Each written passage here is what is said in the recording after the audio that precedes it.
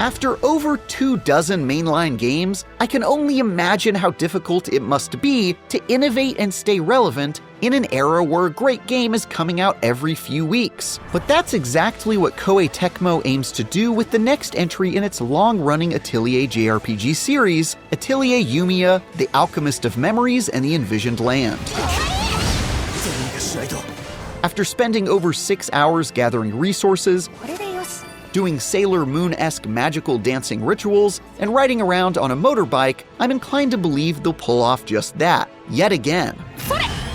With more engaging combat, improved visuals, more convenient crafting, and an entirely new building system that lets you put your own personal touch on the world, there's quite a bit to be optimistic about, even if what I saw of the story and characters was, at least so far in the opening hours, pretty boilerplate stuff for the genre. If you've played any of the recent Atelier games, then you probably won't be shocked by Atelier Yumia at first glance. All three of the pillars that have been around since its conception are still alive and well. Exploration, where you run around collecting resources and solving puzzles. Combat, where you fight bad-ends with a party chock full of pretty anime friends. And synthesis, where you combine your hard-won resources into alchemical creations that make you stronger. But each has been given a substantial overhaul, not to mention a serious facelift that breathes new life into a familiar formula. Combat seems to be getting the biggest rework, with action-based systems that let you perfect parry, dodge out of the way, and switch to different range bands depending on whether you'd like to thwack enemies in melee or take them down from a distance.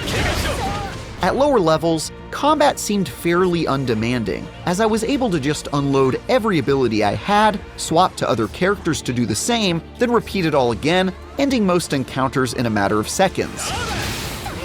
But later on, and especially when I wasn't properly leveled, I seriously got rinsed if I wasn't paying attention to enemy attack patterns and working on my timing. It never got especially challenging so long as I was properly leveled, but it was nice to see a less passive combat system that I couldn't just steamroll through while on autopilot. Exploration also had some improvements, like having a gun to stun enemies and collect resources at a distance, zip lines that help you navigate the map more easily once you find and activate both sides of the line, and crucially, a badass motorcycle for you to speed around on that makes getting around much easier.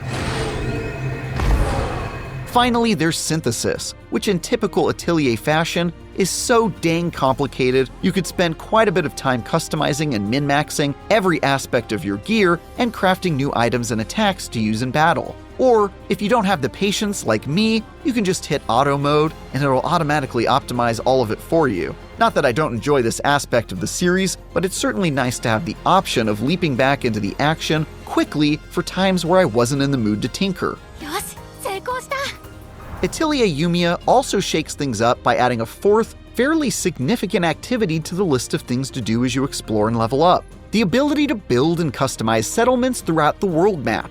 That's right, Atelier Yumia seems to be leaning into the cozy craze, so now you can have a little bit of Animal Crossing or Sims with your JRPG by constructing your fantasy cottage on a patch of land and spending some quality downtime with your party members. I was only able to dabble in this a bit given the constraint of the resources available to me in the early part of the story, but I could definitely see myself sinking quite a bit of time into taming the wilds with an elaborately decorated home.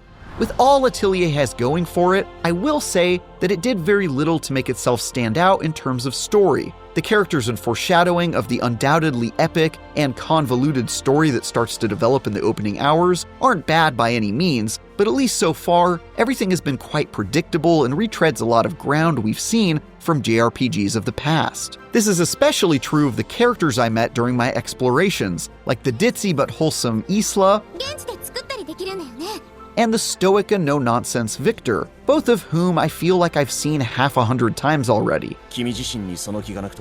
But this is the beginning of a JRPG, so in all likelihood it's just going to take a while for the story to start rolling, or for characters to show their true colors to any level of satisfaction, leaving plenty of opportunity for my concerns to disappear given more time. I would be remiss if I didn't mention that Atelier Yumia marks the first time the series will appear on the Xbox platform, and as a Westerner who would quite like more JRPGs to be readily available, that's pretty awesome to see. Achievement unlocked!